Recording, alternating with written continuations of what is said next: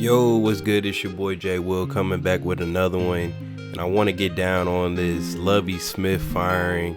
We have another example of an organization hiring a black head coach with no intention of keeping him. This has happened multiple times with multiple different organizations.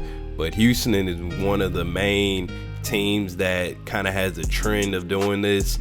That, they're hiring bridge head coaches and they're all black, and it kind of seems like they're doing this in a tactical sense of rebuilding, because you do get draft compensation when you do hire a black head coach. You do get some type of you do get some type of draft compensation for that hiring. And as you can see, the past couple of seasons, they've hired black head coaches and only given them one season to prove themselves. They did this last year with David Culley, and now they done it again this year with Lovie Smith. They did it in 2020 as well when Romeo Cornell had taken the head coach, or was the interim head coach when Bill O'Brien was fired. So this is definitely a trend for Houston, and also a trend for a lot of black coaches, head coaches around the league. When they do get the opportunity, or when they do get the chance, it's not long lived. It's usually one season, maybe two at the most. But if they're not showing or proving that they're winning, it's no chance. And even sometimes when they are winning, like Jim Caldwell, when he got fired from the Lions when he had a winning season, sometimes that's not even enough. So it really doesn't make much sense how you can fire Lovie Smith after the type of team that he had around him, the injuries that he was dealing with, the Deshaun Watson situation. Cooks was out for most of the year. Had Kyle Allen at starting quarterback at certain points throughout the season. Had Davis Mills, who wasn't the best, the best quarterback either. And they played competitive all year, man. They definitely played competitive with a non-competitive roster, with a lackluster roster. They were still competing in every game. Most of their games were close. They had a few games where they might have gotten blown out, but a lot of their games were competitive.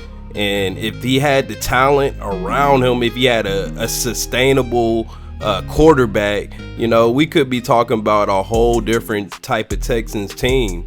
And now that they're set up to, become a more sustainable team with getting, a better pick this year, and, more than likely going to get like Bryce Love or one of these early QBs that are going to go. They fired the black head coach right when he's going to get the opportunity to have a franchise quarterback. And I just believe that's really unfair. And it doesn't happen to white coaches as much as it does happen to black coaches. And it's just sad to see that you only give a guy one season with the type of talent on their roster that the Rockets, that the Texans had.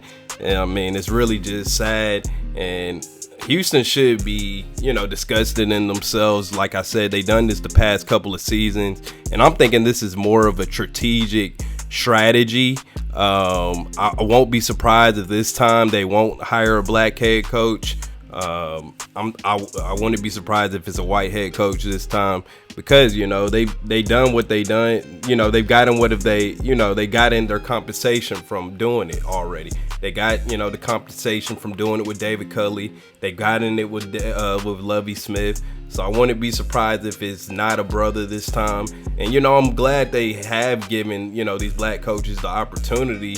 But to only give him one season, that's just not fair in my opinion. He still had 3 years left on his deal, and like I said, they were playing competitive and close games with just about everybody in the league.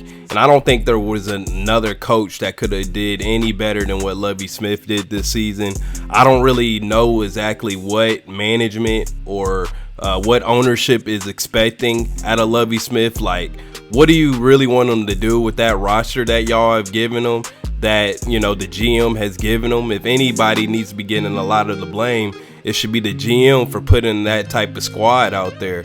I mean, he's doing his job coaching, putting players in position to win, like you saw today. You know, they won their final game of the season, and it almost seems like they're firing them because of it. It's like, you won the last game of the season.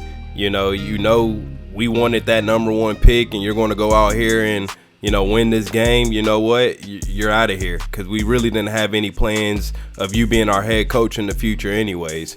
And I really, truly believe this is a strategic move on their part of hiring these black coaches and then letting them go after just one season. I don't think anyone else has, you know, pointed this out, but you do get compensation, draft compensation for, you know, for hiring minority coaches. And, you know, at this point, I would not be surprised if they go with another coach that is not black or not a minority. It's going to more than likely be a white head coach. I wouldn't be surprised, because now they got everything they need. Well, not everything they need, but they're in a better position to succeed in the future. Not only that, but this was definitely a blindside move towards Lovie Smith as well. They said he had met with ownership at the beginning of this week, and they actually spoke about, you know, him returning for next season. He spoke with the owners earlier this week, and it sounded like, or from his from his assumption, that he would be returning next season. And, you know, they kind of understood the position that he was in with the roster that he had, that, you know, there wasn't really much expectation for him to do much because of the roster that he had. And they saw that, you know, he was still putting in his effort to win games, and even won the last game of the season, as you can see, which I'm sure they weren't happy about. But, you know, this kind of even hit him, you know, by surprise as well, I believe, because in a press conference today, he said he absolutely expects to return for next season, but they couldn't even give it, you know, a couple hours after the game, and he was fired, man. Sad to see another brother go, another brother, you know, out the league as a head coach. And now what are we left with? I believe maybe two or three black head coaches, maybe 4 minority in all. The only one that comes to mind is really Mike Tomlin. Is there another black head coach in the league? I really don't think it is at this point, and sad to see, but hopefully it changes. Hopefully my guy DeMeco Ryan gets an opportunity this offseason to be a head coach, and hopefully a lot of other brothers as well get an opportunity. Who do you think the Texans will hire next as their head coach? And do you think this was a strategic move by the Texans to hire black coaches just to fire them after one season? Let me know in the comment section below. It's up to your boy Jay Will. We coming with that heat, man. Let's get it.